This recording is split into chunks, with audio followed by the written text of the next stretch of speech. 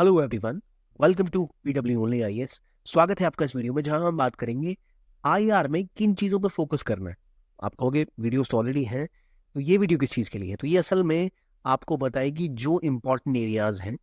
यानी अगर आपने टॉपिक पढ़ लिया है तो आपको कैसे पता लगेगा कि मैंने रिवाइज कर लिया है या नहीं, कौन से इंपॉर्टेंट एरियाज हैं जिनको आपको पहले ही अलग से लिख के रखना है कि हाँ ये एरियाज मेरे कवर हो गए हैं। चलिए उनके बारे में डिस्कस करते हैं। सबसे पहले की एरियाज आईआर के कौन कौन से हैं? तो देखिए, मुख्य रूप से आप देखो तो 3 की रीजन से क्वेश्चंस पूछे जाते हैं। उनमें एक है आपकी ग्लोबल ग्रुपिंग्स, जैसे आपसे I2U2 पूछा जा सकता है। आपसे रिसेंटली ग्रुपिंग्स कौन कौन सी न्यूज में, आपसे पहले भी for example gulf cooperation council पे एक बार क्वेश्चन आ चुका है, ब्रिक्स पे क्वेश्चन आ चुका है, G20 पे क्वेश्चन आ चुका है। तो G20 दोबारा एक्सपेंड हुआ इस साल, SCO एक्सपेंड हुआ है, तो कौन से नए मेंबर्स ऐड हुए हैं। इंडिया की प्रेसिडेंटशिप में ये मॉडल था, तो जो इंपॉर्टेंट एस्पेक्ट है वो पता होने चाहिए आपको। दूसरा ट्रेड एस्पेक्ट, इससे भी लगातार क्वेश्चंस बनते हैं ट्रेड में। जैसे पहले पूछा गया था आरसेप के बारे में, ठीक है, ट्रांस पैसिफिक पार्टनरशिप के बारे में पूछा गया था, आसियान के बारे में पूछा जा चुका है। तो इस बार अगर बदलाव ग्लोबल ग्रुपिंग्स में कहीं हुए, ट्रेड रिलेटेड कुछ चीजें हुई हैं, जैसे भारत ने किसी एक ग्रुप के साथ ट्रेड एग्रीमेंट किया हो, तो वो आपको पता होना चाहिए। मान लो मैं आपसे पूछूं इंडिया ने TEPA नाम का ट्रेड एग्रीमेंट किसके साथ किया है, तो कौन सी कंट्रीज के साथ इंडिया ने TEPA नाम का एग्रीमेंट किया है, किन ग्रुप्स के साथ इंडिया की FTA की डील्स की बातें चल रही हैं, ठीक है।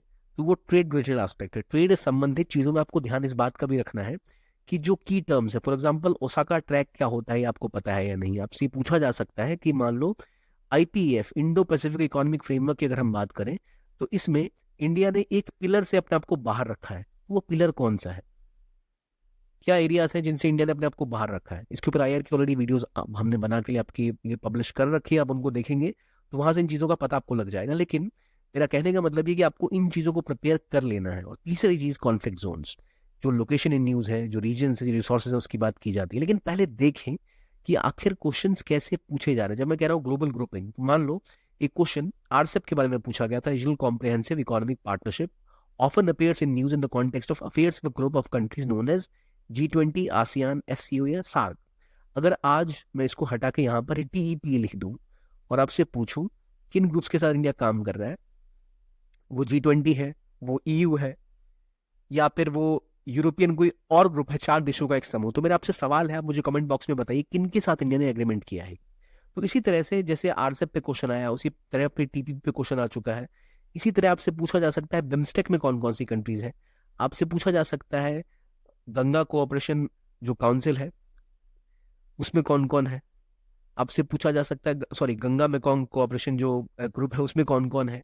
तो इस तरह से चीजें पूछी जाती आई हैं। और अगर आप देख लो ट्रेड रिलेटेड एस्पेक्ट जो मैं आपसे पूछ रहा हूँ, तो वहां पूछा जा सकता है, मान लो agreement on agriculture, agreement on application of sanitary and phytosanitary measures, peace clause, ये सब किन चीजों को लेकर न्यूज में है। क्या WTO में न्यूज में थे या फिर UNFCCC को लेकर न्यूज में थे।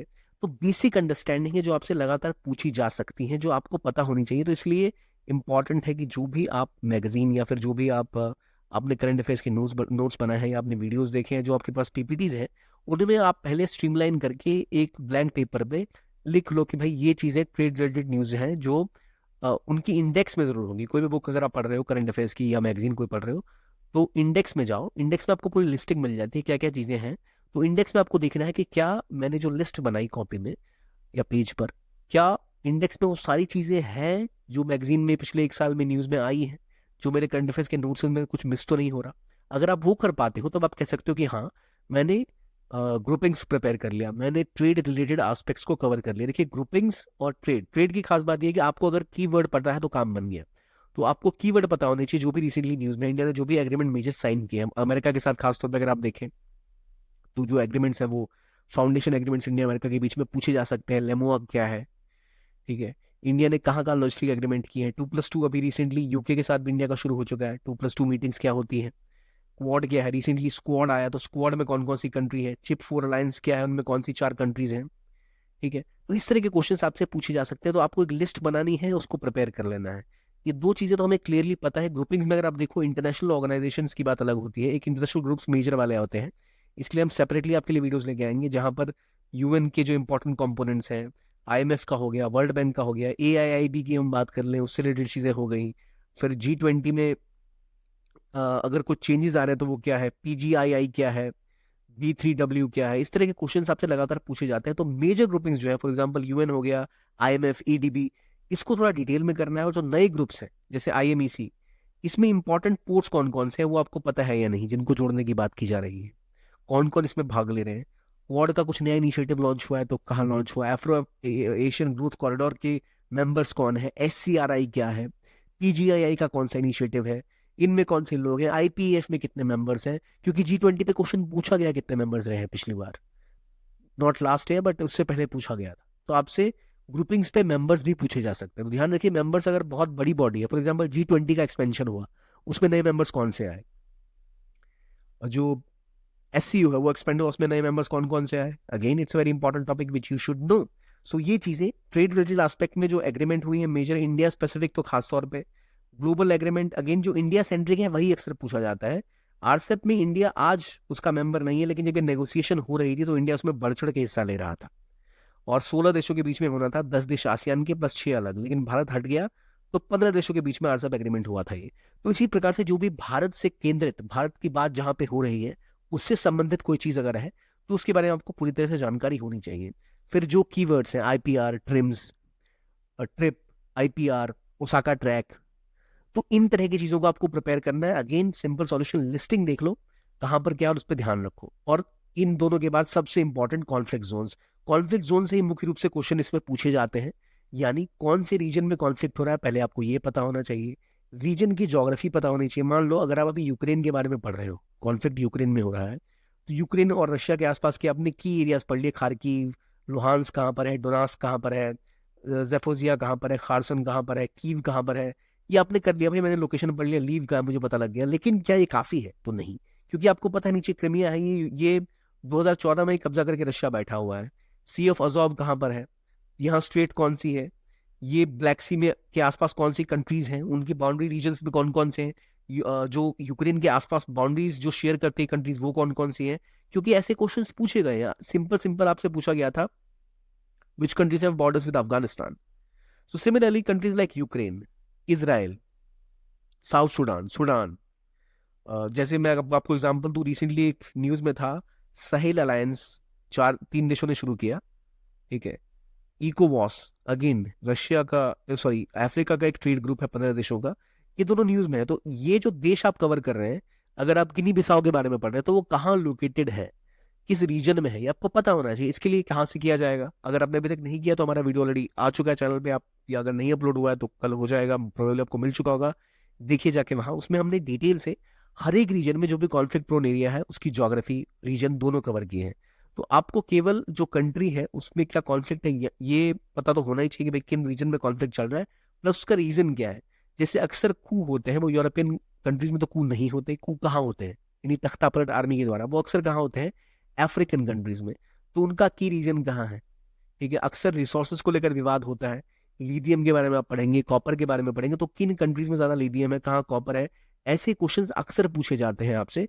तो आपको ध्यान रखना है कि अगर आप यूक्रेन पढ़ रहे हैं कॉन्फ्लिक्ट में, तो एक बार ईस्टर्न यूरोप और वेस्टर्न यूरोप की ज्योग्राफी को ध्यान से पढ़ लें कि यूक्रेन के आसपास कौन सी कंट्रीज है, किन किन कंट्री से रशिया अपना बॉर्डर शेयर करता है।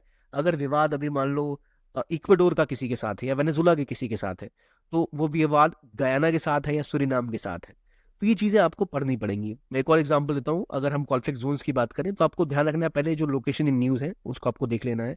मान लो राफा बॉर्डर क्रॉसिंग की बार बार अभी बात आ रही है, राफा क्या इसराइल से शेयर करता है बॉर्डर या इसराइल के पास है? तो असल में वो इजिप्ट और गाजा के बीच में, उसका इसराइल से कोई लेना देना नहीं है। जबकि ठीक उसके उलट यहाँ पर एरिस क्रॉसिंग है which is between Israel and Gaza.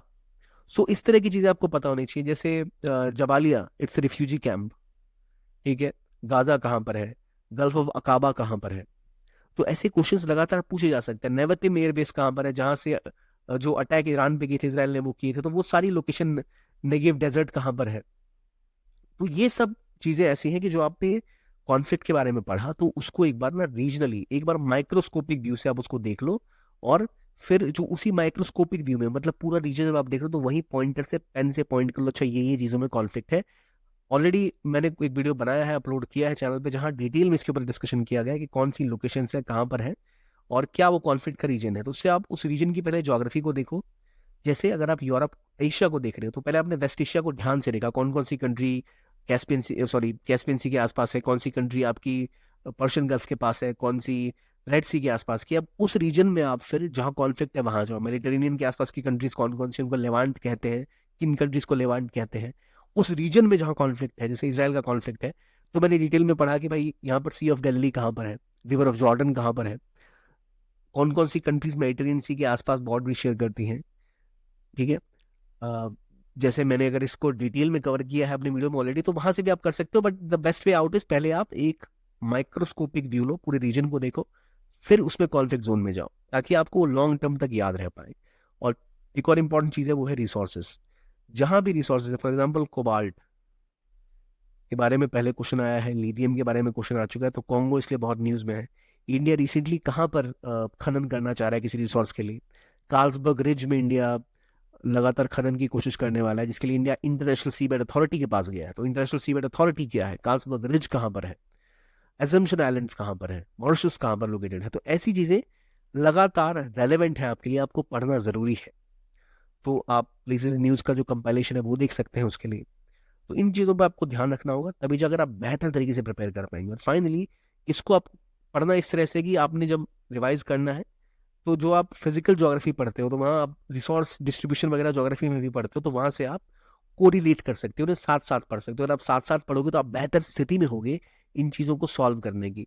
अगर आपने एक माइक्रोस्कोपिक तरीके से मुझे ये बता दिया भाई ये स्ट्रेट ऑफ हॉर्मुज है, कौन कौन सी कंट्री रेड सी के आसपास है, कौन कौन सी कंट्री पर्शियन गल्फ के आसपास है, कैस्पियन सी के आसपास कौन सी कंट्रीज है जो बॉर्डर शेयर करती हैं, अजबेकिस्तान क्या बाउंड्री शेयर करता है अरल सी के साथ, क्या वो बाउंड्री शेयर करता है कैस्पियन सी के साथ, करबगलस्तान कहाँ पर है, ठीक है, तुर्कमेनिस्तान में कौन सा विवाद है, कौन सी कंट्री ऐसी है सेंट्रल एशिया की जो एससीओ का पार्ट नहीं है, तापी में कौन कौन सी कंट्रीज है। तो इस तरह से पहले आप ना एक ओवरऑल लुक रखो चीजों के ऊपर, फिर आप उसके अंदर माइक्रोस्कोपिक जाना है पहले, लेकिन एक माइक्रोस्कोपिक व्यू रखना है। ओवरऑल आप देखो फिर उसमें एंटर करो। तो पहले आपको पूरा रीजन देखना है, you have to have a macro view and then you go into micro view. पहले पूरा रीजन देखना है, फिर उस रीजन के अंदर आपको उन एरियाज को देखना है जहाँ कॉन्फ्लिक्ट है, फिर उसमें डिटेल में कवर करना है। और आपको ध्यान ये रखना है कि आपका एटलस आपके लिए सबसे इंपॉर्टेंट है, और वहीं से आपको चीज़ों के बारे में और जानकारी प्राप्त होगी। क्यों?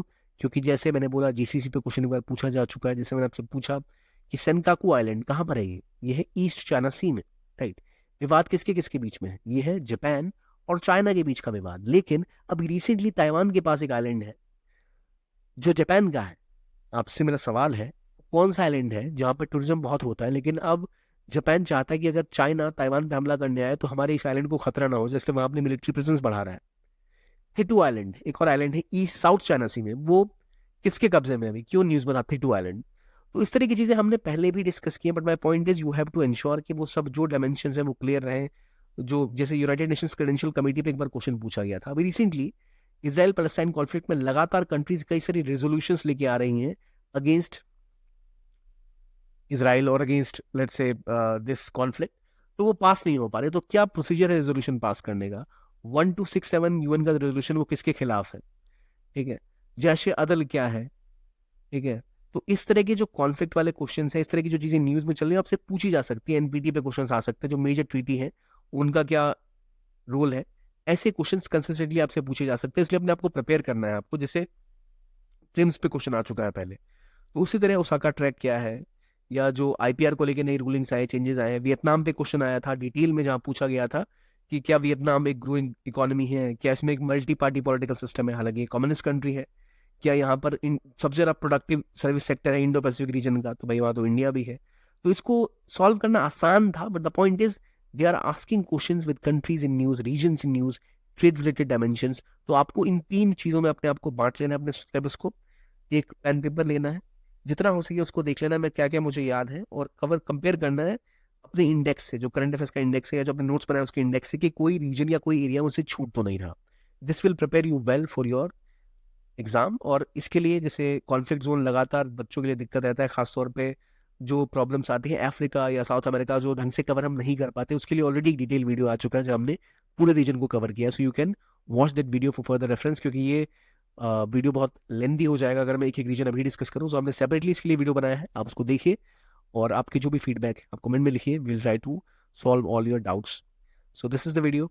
Thanks for watching and have a nice day. Keep watching BW Only Eyes.